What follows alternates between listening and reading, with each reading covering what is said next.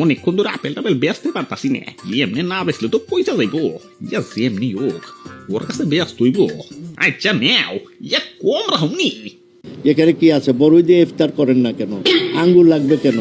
Apple লাগবে কেন? আর কিছু নাই আমাদের দেশে? পেয়ারা দেন না, সবকিছু দেন, প্লেটটা ওইভাবে সাজান। হাই হাই রে, এরা তো ব্যবসায় লাল বাতি জ্বলাইব। দাদু বন্ধ করে লাভ নাই, কা হুই না লাগছে। দাও বড় আর পেয়ারা দাও।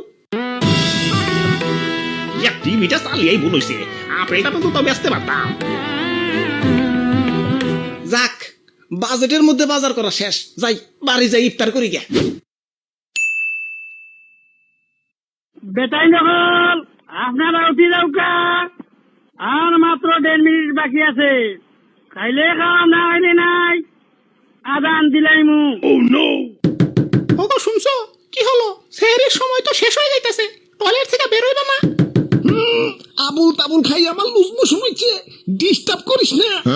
আয়ুম্মা সিসি, লুজ মোশন হলে তো পুচুট করে বাইরে যাওয়ার কথা।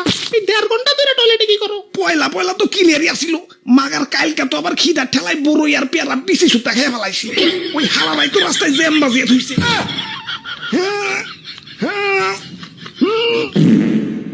আয়ুম্মা সিসি,